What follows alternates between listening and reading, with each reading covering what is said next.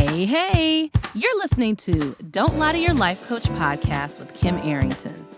I'm Kim Arrington.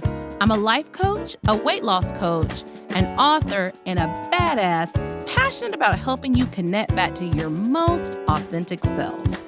Join me here each week so I can coach you on how to think all those juicy thoughts that get you feeling your absolute best and taking some big ass action. Coaching has changed my life, and it can change your life too. I'm here to give you real life solutions to create a life you'll love. Because the truth is, boo, you ain't just got problems, you got options.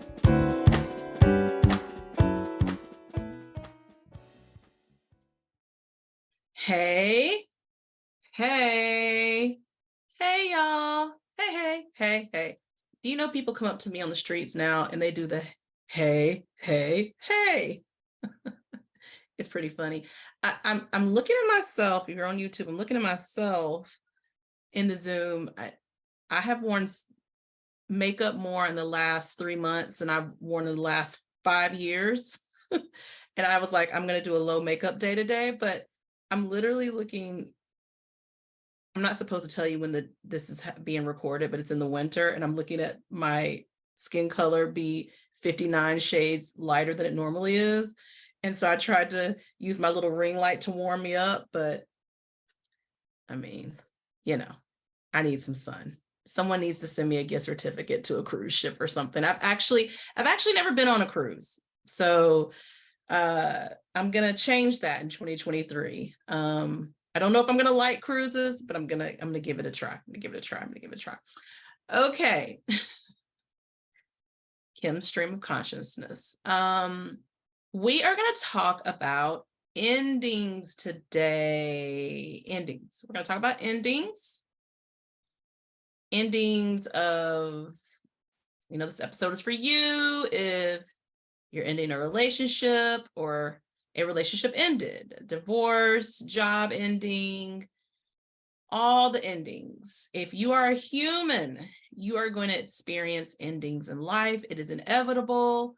You have experienced hundreds and thousands of endings, but it's the ones that really stick with you. And I want to help you through that.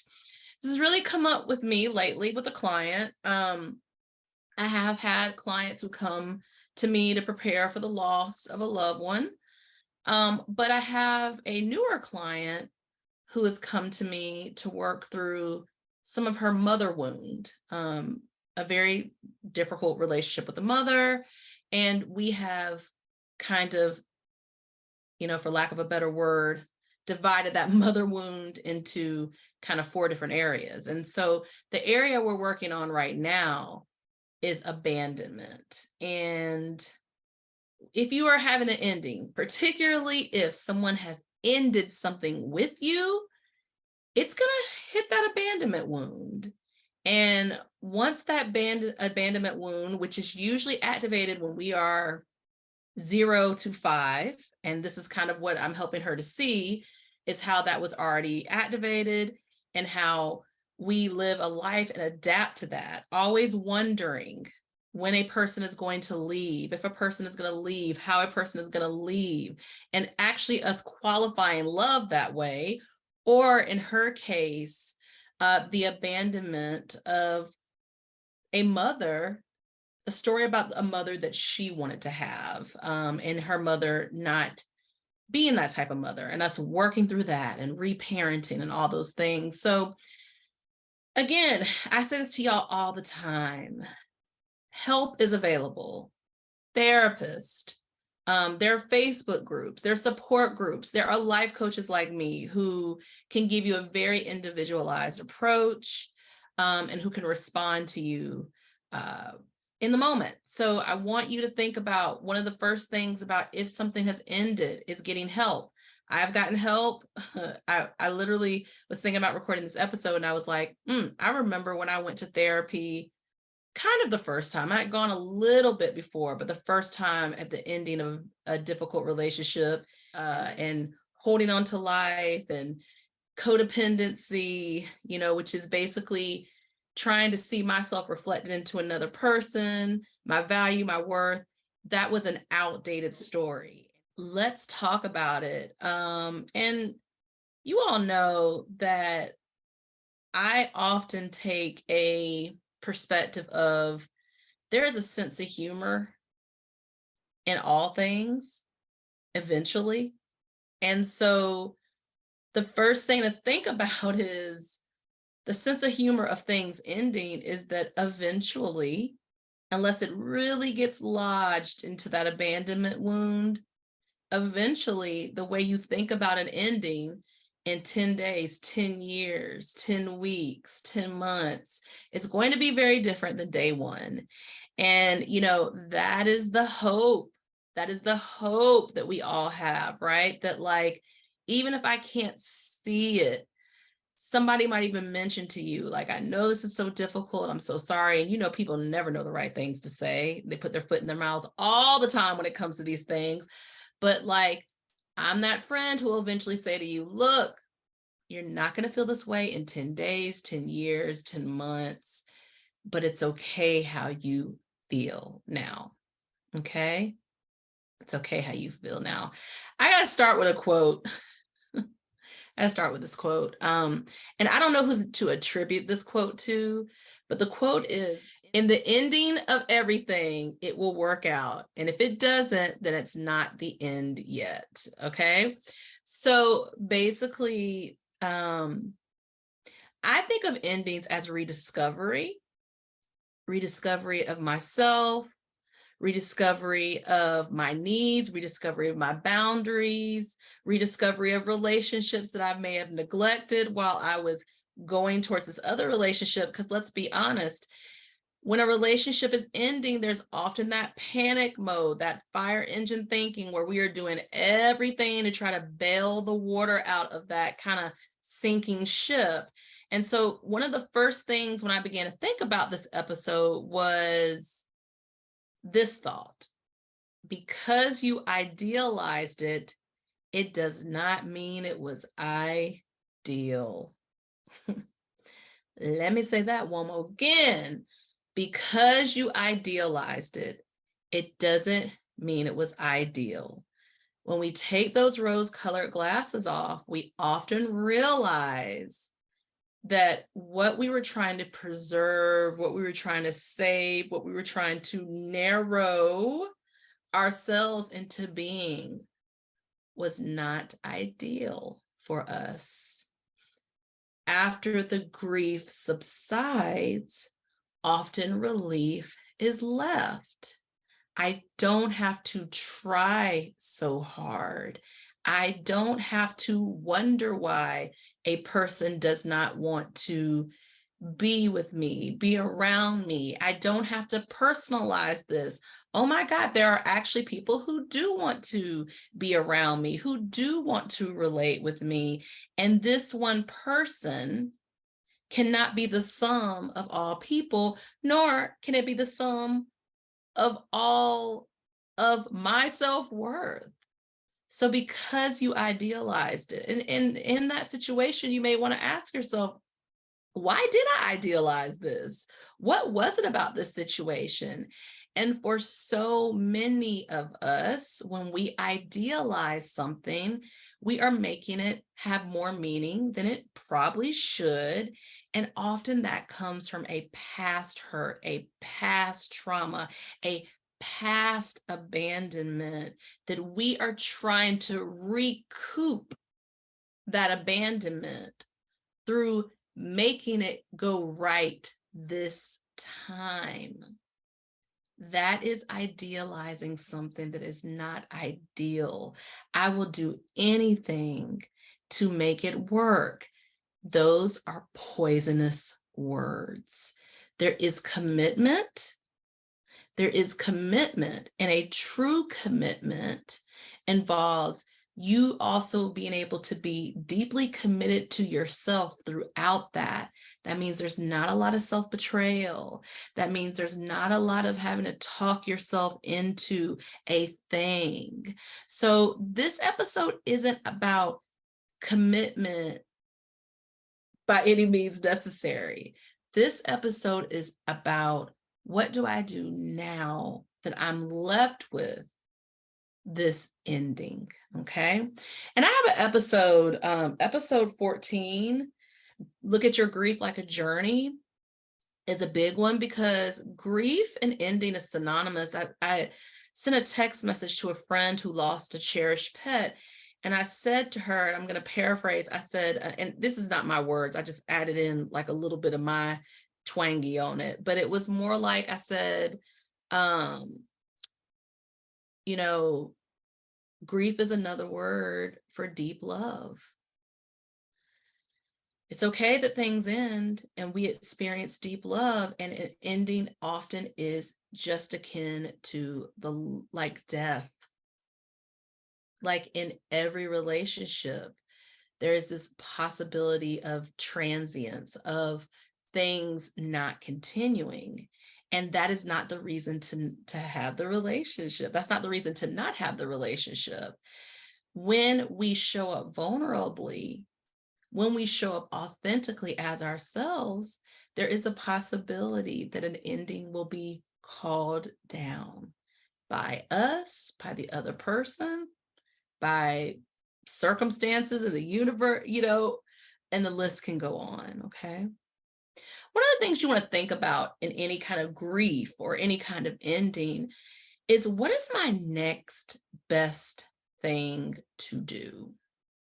So I didn't say what are my next 25 best things to do. What do I need right now?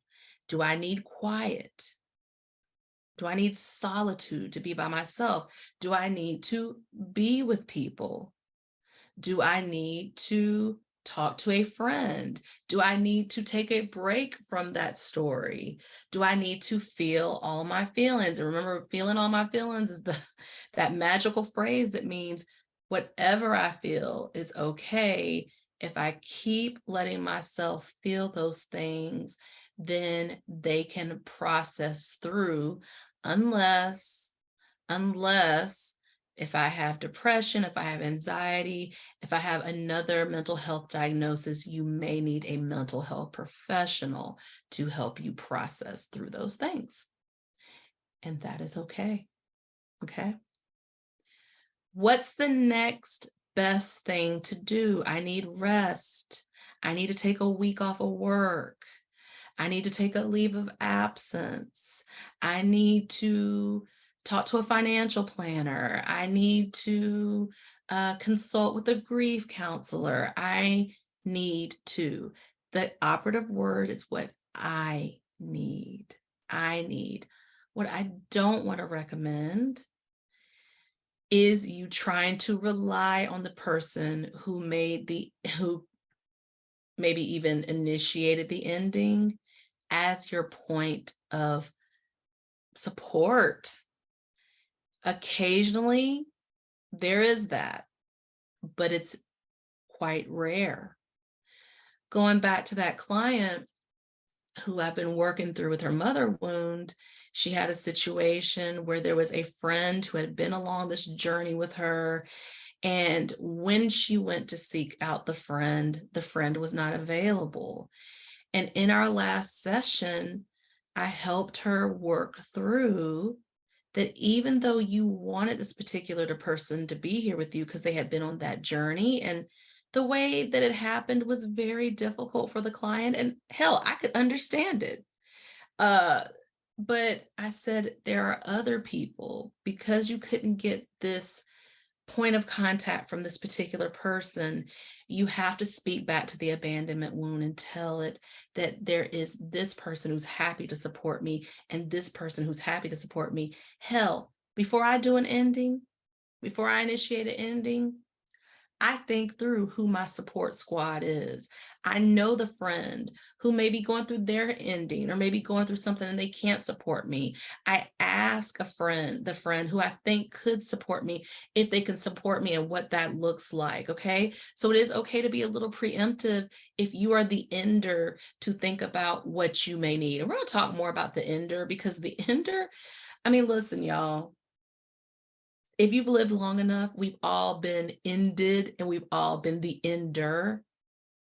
And the situation for the ender is probably heavy too.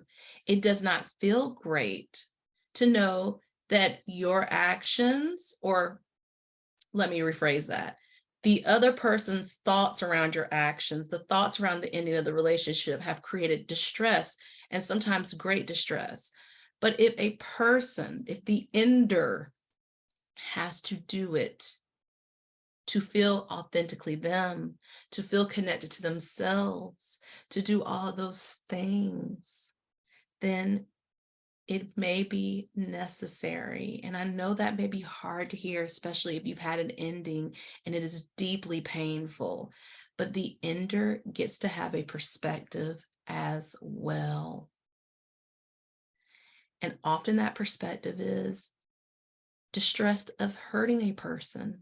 And I know we have these people who are like, oh, he didn't care, she didn't care, they didn't care. They were so, cold with it. But remember, we all have adaptive behaviors, usually that come from 0 to 5, and coldness, nonchalance, putting distance between you and the other person when the ending has happened is probably an adaptive, something that has happened earlier in life and was a means of survival. It's likely that the person who did that behavior to you had that behavior done to them, and they learned that behavior. We cannot surmise people in just 3 actions in a big decision.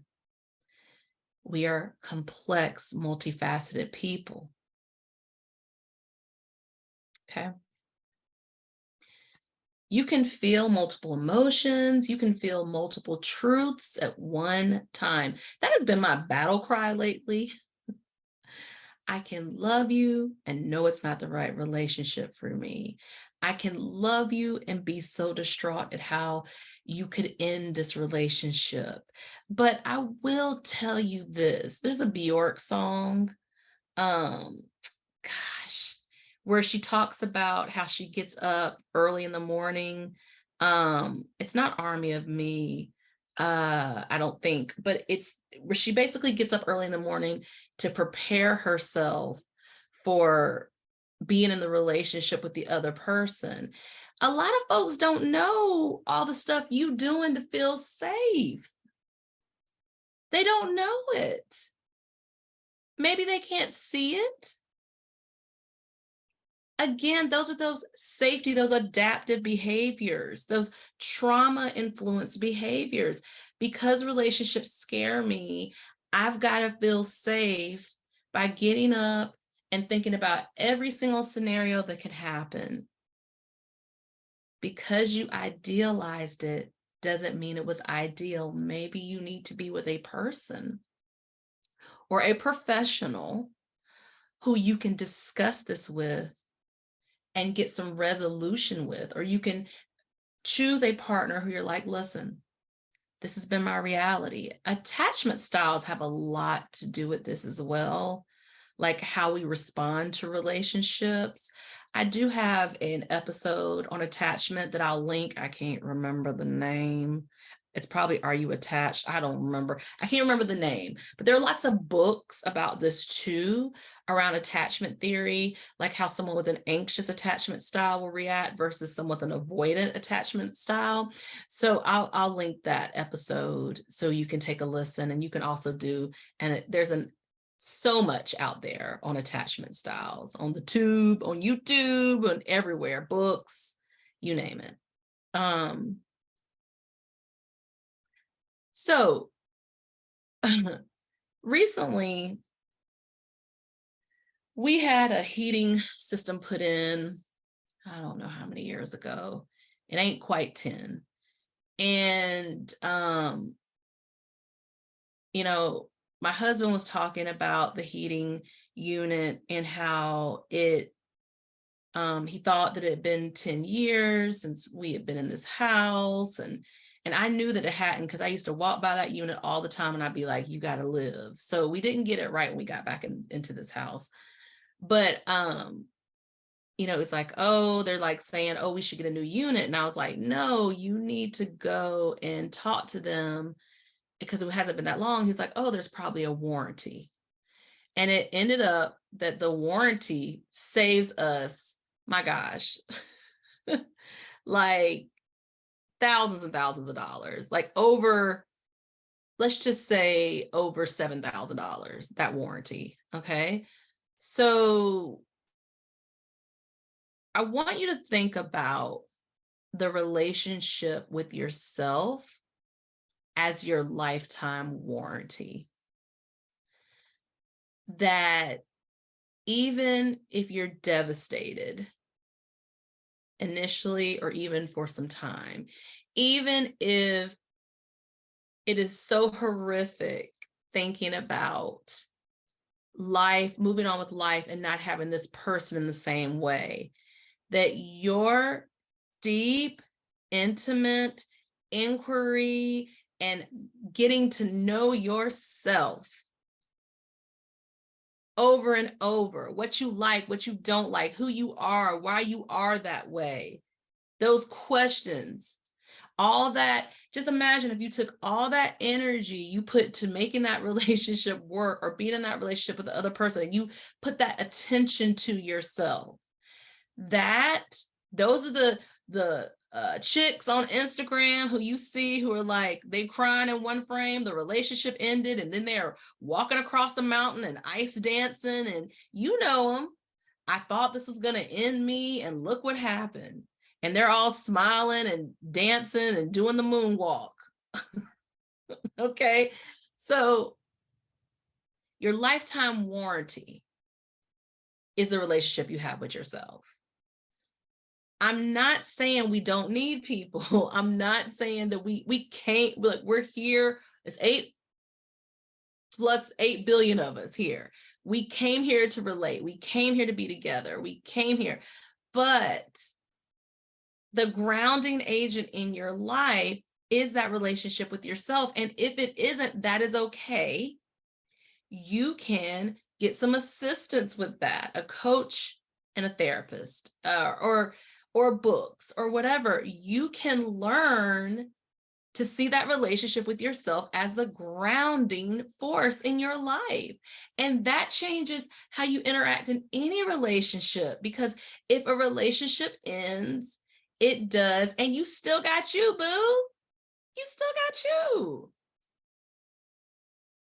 I spoke a little bit about this earlier, about if a relationship is so difficult at the ending, it is probably reminding you of a past trauma, and it is prudent to be able to separate those events. And trauma doesn't want you to do that. Trauma wants you to see everything that's happened to you as one big puddle of shit, and how you are not worthy, you are not lovable, you are not allowed to have the best life. And when you stick your middle finger up at trauma and say, fuck off, by getting some help, a therapist, a coach and a therapist, when you give trauma, when you look at it, when you process it through, then you can understand these are two different events. And by the way, I am lovable. I am worthy. I was born worthy. I was born lovable. I was born to be able to have a deep relationship with myself and find kindreds, people who want to have deep relationships with me, who want to understand me, who are willing to ask me questions instead of living in the assumption of what I do, who our trauma might bumper car up against each other, but we can have that real ass conversation about it.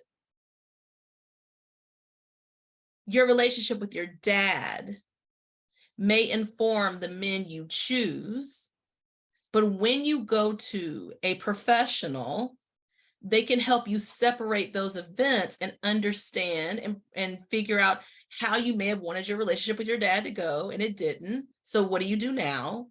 and how your relationship ending with Sam is not your dad, even though Sam reminds you of your dad, and you are ready to let go of people like Sam who are not able to be there for you because they're not there for themselves. Very simple way of thinking about all trauma not being a big snowball of the same thing. That has been so helpful for me in my life, y'all. Also, when you have an ending, you want to pay special attention about how you're caring for yourself, how you're treating yourself, how you're talking to yourself, how you're thinking about yourself. You need to feel your support, your love, not, I should have done it this way. I should have done it that way. I could have done it this way. It's understandable. It's understandable. And let me just say, maybe that's a step, right? But then you talking back to that, like, but I did do this and this didn't change. Or like, I really need to give myself a lot of self-care right now. I really need to like give myself a lot of support. The way you treat yourself is so important. I've said this in many podcasts. A successful relationship is not marked by the ending. There's this saying, the ending is the beginning. It's kind of annoying to me. You can have a successful relationship of two mutually respecting people who love each other, and it has run its course and it is time for something else. And it can still have been a successful relationship, even though it ended. A successful marriage is not marked by longevity, no matter what our culture says.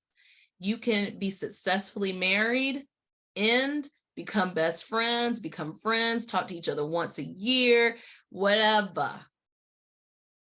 Talk to each other never again, whatever. Okay.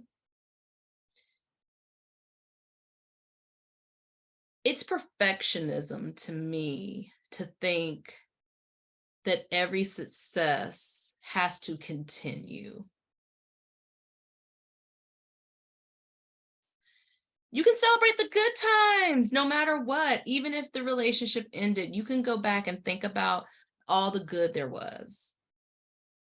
You can even think about all the things that weren't good. You can have memories. You can laugh about it. You can talk about it. And you can also realize this ended.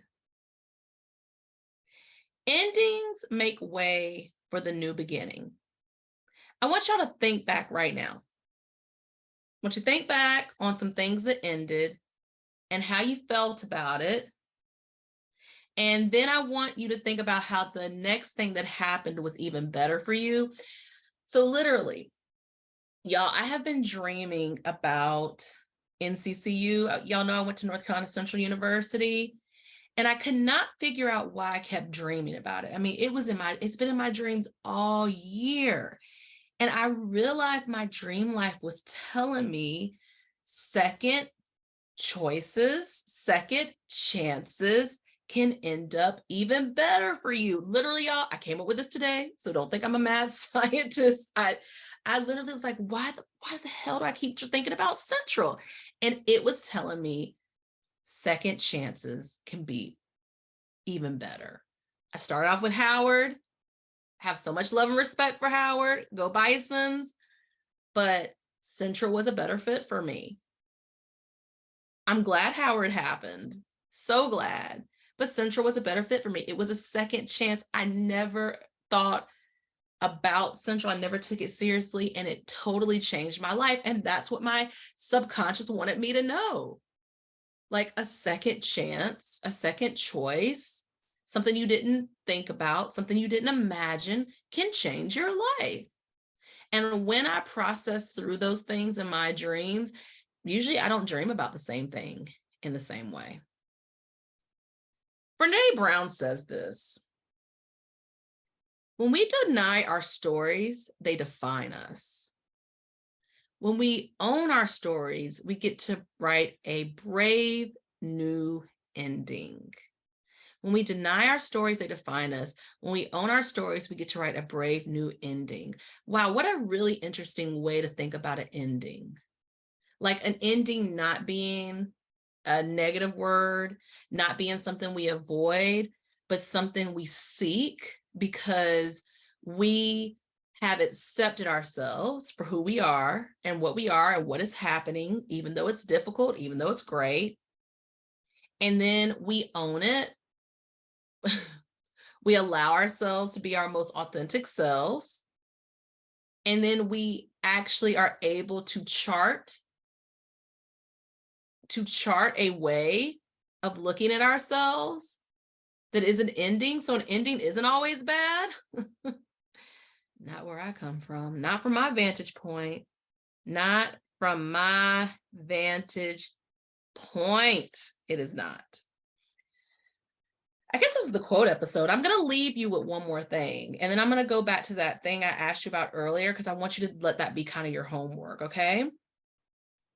Love does not begin and end the way we think. Wait, let me read that again.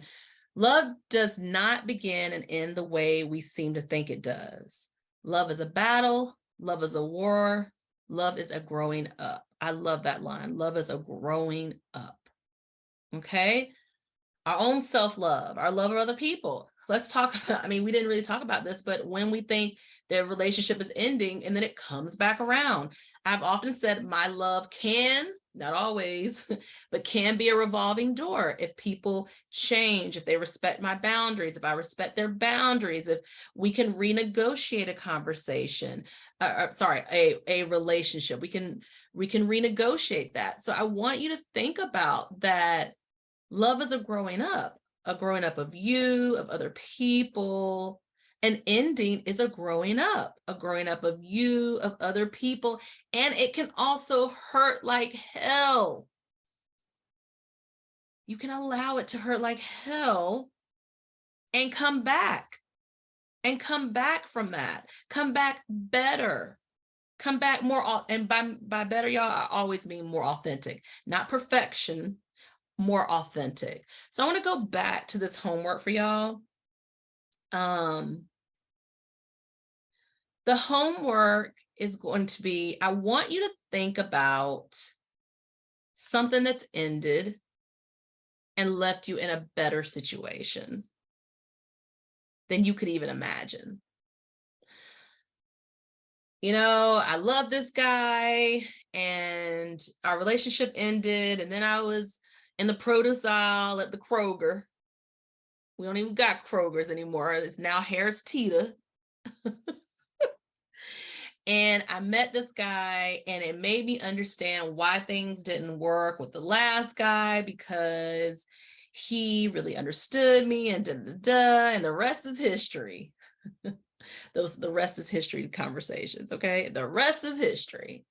All right, I want you to think about that. Like, what are some things that have ended, like in the Brene Brown ending, okay? When we write our own stories, we get to write a brave new ending. When have things ended and it's actually left you in a better situation than you were in? Because I think your brain needs examples of when endings have been positive, or they didn't start off positive, but they ended up a little more positive, right? Or you can just allow yourself to be exactly where you are and accept that ending eventually.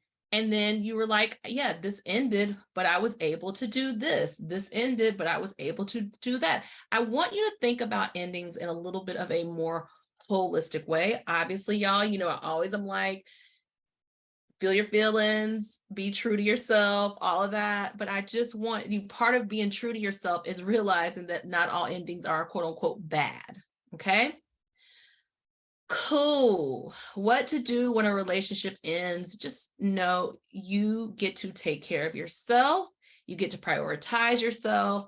You get to dive into that love of yourself, and we're here to help. Okay. So look, join me next week. I cannot wait to talk to you. And yeah, have a good one. Bye. Are you feeling what you just heard? Good, good. Repeat after me. You don't have to figure it out on your own again anymore. I'm here to help. Head over to KimArrington.com and download my free video series dedicated to getting you feeling your best right now. Look around, there's some good stuff waiting on you. Got questions? Well, we're always talking on the socials, so find me on YouTube, Insta, and the book. Don't be shy, y'all. Go listen to another episode or join me here the same time next week. Finally, don't keep good shit to yourself. Share this with a homie that could use some help too.